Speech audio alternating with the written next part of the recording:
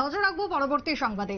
হাইকোর্টের নির্বাচন আসন্ন, আর নির্বাচনকে কেন্দ্র করে প্রার্থীরা নমিনেশন পত্র জমা করছেন এবং সেই ছবি ধরা পড়লো আজ সোমবার 10 আগস্ট হাইকোর্টের নির্বাচন। হাইকোর্ট অফ ত্রিপুরা বার অ্যাসোসিয়েশনের নির্বাচন হতে চলেছে এবং তার জন্য এনডি জোটের প্রার্থীরা মনোনয়ন পত্র দাখিল করেছেন এবং তার সাথে আজকের এই মনোনয়ন পত্র দাখিলকে কেন্দ্র করে যে খবর উঠে আসছে, আরও অর্থাৎ রিটার্নিং অফিসার নেপাল মজুমদারের কাছে সম্পাদক পদে সুব্রত সরকার, সিনিয়র অ্যাডভোকেট সভাপতি পদে পীযূষ কান্তি বিশ্বাস, সিনিয়র অ্যাডভোকেটরা আজকের এই মনোনয়ন পত্র জমা করলেন। দেখাচ্ছে সেই ছবি, অর্থাৎ ইন্ডিয়া জোটের পক্ষ থেকে প্রার্থীরা মনোনয়ন পত্র দাখিল করলেন হাইকোর্টের নির্বাচনকে কেন্দ্র করে। আগামী 10 তারিখে রয়েছে ভোট। ভোটকে ঘিরে চলছে ব্যাপক প্রস্তুতি। রিটার্নিং অফিসারের থেকে শুরু করে যারা প্রার্থীরা মনোনয়ন জমা করেছেন, পীযূষ কান্তি বিশ্বাস থেকে শুরু করে অন্যান্যদের কি বক্তব্য শোনাবো।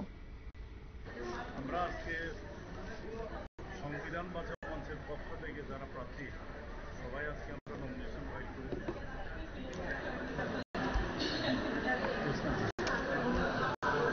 আমাদের উদ্দেশ্য একটাই, আইনজীবীদের স্বার্থ, হাইকোর্টে যাদের লিটিগেন্ট পিপলেরা বিচার পাইতে কোনো অসুবিধা না হয় সেটা দেখা।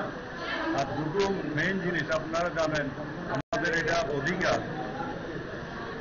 লয়ার্স ওয়েলফেয়ার ফান্ড, এটা গভর্নমেন্ট এটা করেছে কাগজে কলমে। আজকে 5 বছর হয়ে গেছে, এটাতে 1 পয়সাও জমা দেয়নি। আমরা সরকারকে বলবো এবং চাপ সৃষ্টি করবো, ওয়েলফেয়ার ফান্ডে যাতে সরকারের যে পদে অর্থটা সেটা জমা দিলে করে বাহান্ন তুলে দেবে, তাহলে সারা ত্রিপুরার যারা আইনজীবীরা আছে তারা ভীষণভাবে উপকৃত হবে। আরেকটা দাবি আমাদের থাকবে, যারা নতুন অ্যাডভোকেট যারা জয়েন করেছে তাদেরকে যাতে 2 বছর সরকার একটা স্টাইপেন্ড দেয়, এগুলো হলো আমাদের মেইন উদ্দেশ্য। আর যেটা আমরা বললাম, লিটিগেন্ট পিপলের ছাত্র আইনজীবীদের নিরাপত্তা, এবং আমরা যাতে সবাই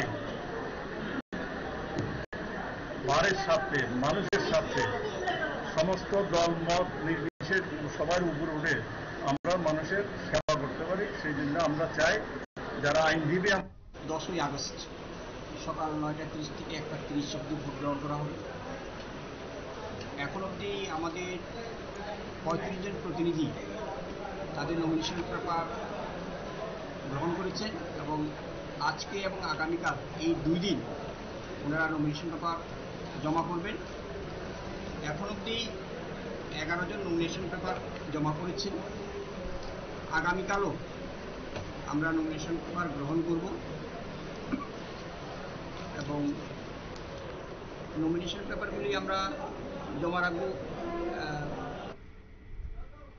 আপনারা শুনলেন আইনজীবীদের বক্তব্য। হাইকোর্টের নির্বাচনকে সামনে রেখে প্রস্তুতি চলছে। 10 তারিখে ভোট, তার আগে চলছে নমিনেশন দাখিলের কাজ এবং নির্বাচন সুষ্ঠুভাবে হবে। প্রার্থীরা জয়ের ব্যাপারে আশাবাদী, সেই বক্তব্যই উঠে আসছে। ছোট্ট বিরতির পর ফিরবো, সঙ্গে থাকুন।